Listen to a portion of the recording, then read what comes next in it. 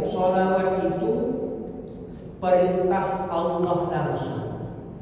Dalilnya Quran surah Al-Ahzab ayat 56.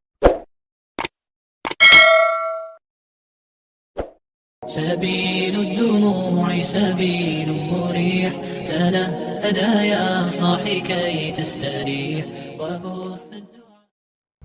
Assalamualaikum warahmatullahi wabarakatuh. Baik, hari ini kita akan bahas tentang iman kepada kitab-kitab Allah SWT. Ya, kita lihat bahwa meyakini kitab Allah itu merupakan rukun iman. Rukun iman yang ketiga yang menuntun hidup kita. Dengan beriman kepada kitab Allah, maka akan menuntun hidup kita. Kita masuk ke pengertian iman kepada kitab-kitab. Secara bahasa, iman berarti percaya atau membenarkan.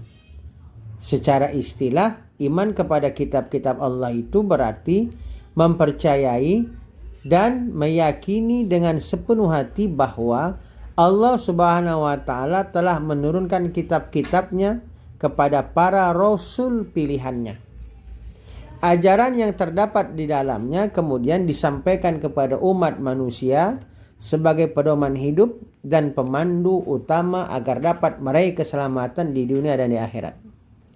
Dalil nakli yang terdapat dalam Quran surah Al-Maidah surat ke-5 ayat 16 bahwa disebutkan dengan kitab itulah Allah menunjuki orang-orang yang mengikuti keridhoannya ke jalan keselamatan, dan dengan kitab itu pula lah Allah mengeluarkan mereka dari gelap gulita kepada cahaya yang terang benderang dengan seizinnya dan menunjuki mereka ke jalan yang lurus. Maksud ayat ini, kitab suci menunjukkan manusia ke jalan keselamatan. Kitab suci itu membimbing dari kegelapan menuju cahaya. Kitab suci menuntun manusia ke jalan yang benar. Ada 4 kitab suci yang diturunkan secara berangsur untuk membimbing umat manusia. Pertama, kitab Taurat yang diturunkan kepada Nabi Musa alaihissalam sekitar abad ke-12 sebelum Masehi. Bahasa pengantarnya menggunakan bahasa Ibrani, ditujukan untuk kaum Bani Israel. Fungsi dan isi pokok dari kitab Taurat sebagai pedoman hidup dan hukum syariat yang berlaku saat itu. Taurat secara khusus berisi perintah-perintah keagamaan, akidah ketauhidan, dan aturan hukum sosial kemasyarakatan. Seperti ada 10 perintah. Kemudian yang kedua, ada kitab setelah Taurat namanya kitab Zabur yang diturunkan kepada Nabi Daud alaihissalam sekitar abad ke-10 sebelum Masehi. Bahasa pengantarnya bahasa Kipti atau Suryani kuno, ditujukan untuk kaum Bani Israel. Fungsi dan isi pokok dari kitab Zabur bahwa berisi doa, puji-pujian kepada Allah, zikir, nasihat-nasihat kebajikan, serta hikmah kehidupan. Zabur tidak berisi hukum syariat baru karena Nabi Daud mengikuti syariat Nabi Musa alaihissalam. Kemudian kitab Injil, kitab yang ketiga setelah Zabur, diturunkan kepada Nabi Isa alaihissalam sekitar abad ke-1 Masehi. Bahasa pengantarnya Suryani, ditujukan untuk kaum Bani Israel. Fungsi dan isi pokoknya mengajarkan ketauhidan yang murni, meluruskan perilaku menyimpang Bani Israel, mengubah beberapa hukum Taurat agar lebih ringan, serta mengabarkan berita gembira akan datangnya utusan terakhir Nabi Muhammad sallallahu alaihi wasallam. Dan yang keempat, kitab terakhir dan penyempurna adalah kitab Al-Quran. Diturunkan kepada Nabi Muhammad sallallahu alaihi wasallam abad ke-7 Masehi. Bahasa pengantar Arab, ditujukan untuk seluruh umat manusia, universal, berlaku untuk seluruh manusia dimanapun berada. Fungsi dan isi pokok sebagai kitab suci penyempurna dan penutup atas semua kitab suci terdahulu. Allah Subhanahu wa Ta'ala menjamin kemurnian Al-Quran hingga hari akhir, dan itu disebut Di antaranya dalam Quran surah Al-Hijr surat ke-15 ayat 9. Dan membaca Al-Quran bernilai ibadah yang sangat besar. Dua perbedaan utama memisahkan kedudukan kitab dengan lembaran suhuf. Jadi wahyu Allah itu ada yang namanya kitab, ada namanya suhuf, lembaran suhuf.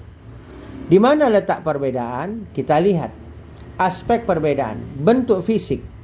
Kalau kitab Allah itu kumpulan wahyu yang telah dihimpun dan dibukukan secara sistematis menjadi satu kesatuan utuh. Sementara suhuf, lembaran-lembaran wahyu, itu wahyu yang masih berupa lembaran-lembaran terpisah dan belum dibukukan.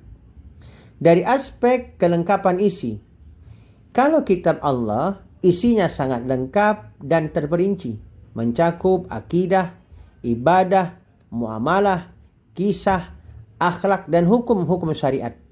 Sementara kalau suhuf, lembaran-lembaran wahyu, isinya relatif ringkas dan dinominasi oleh pujian, zikir, serta nasihat, akhlak tanpa hukum di dalamnya. Dan dari aspek perbedaan kita lihat masa berlaku. Kalau kitab Allah SWT itu masa berlakunya relatif lama. Dan untuk khusus Al-Quran berlaku secara universal dan abadi selamanya. Sementara suhuf, lembaran-lembaran, masa berlakunya cenderung singkat dan hanya ditujukan untuk lingkup lokal. Inilah perbedaan antara kitab Allah dengan suhuf. Keduanya sama-sama wahyu, tapi ini ada 3 setidaknya perbedaan. Nah, para nabi dan rasul menerima suhuf. Penerima suhuf itu total 100 sampai 110 suhuf. Di antaranya Nabi Adam alaihissalam menerima 10 suhuf. Ada Nabi Sis alaihissalam menerima 50 suhuf. Ada Nabi Idris alaihissalam menerima 30 suhuf. Ada Nabi Ibrahim alaihissalam menerima 10 suhuf. Ada Nabi Musa alaihissalam menerima 10 suhuf. Nah, kita lihat seterusnya. Ada 5 hikmah utama menanti orang yang mengimani kitab-kitab Allah SWT. Pertama, sebagai petunjuk kebenaran, membantu manusia membedakan mana yang hak, benar, dan yang batil, salah, secara jelas, agar terhindar dari kesesatan. Itulah hikmah mengimani kitab Allah. Yang kedua, sebagai ketenangan jiwa. Jadi menumbuhkan ketenteraman batin yang mendalam. Karena yakin bahwa Allah SWT senantiasa menuntun melalui firman-firmannya. Yang ketiga, hikmah mengimani kitab Allah itu ada ibrah sejarah. Mengambil pelajaran hidup berharga dari sejarah jatuh bangunnya umat terdahulu yang tertulis di dalam kitab suci. Dan yang keempat, perluas ilmu. Maka hikmahnya mendorong manusia mengkaji isi kitab yang kaya akan rahasia sains, akhlak mulia, dan kecerdasan emosional, kecerdasan spiritual.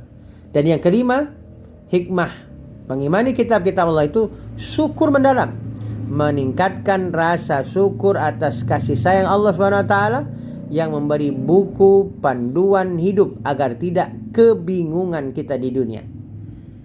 Selanjutnya, mari terapkan 3 langkah nyata mencintai Al-Quran dalam keseharian. Setidaknya bagi kita, yuk langkah pertama, membaca atau tilawah. Inilah langkah nyata kita sebagai bukti mencintai Quran. 1, membacanya, maksudnya bertekad membaca Al-Quran setiap hari secara istiqomah. Memperbaiki makharijul hurufnya. Artinya tempat keluar huruf. Artinya membaca harus benar dan mematuhi kaidah ilmu tajwid. Membaca secara tartil sebagai ladang pahala ibadah harian. Dan langkah kedua, langkah nyata mencintai Al-Quran itu memahaminya, tadabburnya. Artinya mengkaji terjemahan Al-Quran, mendalami sebab turunnya Al-Quran atau turunnya ayat disebut asbabun nuzul, serta membaca tafsir para ulama untuk menangkap petunjuk mendalam di balik setiap firman Allah SWT.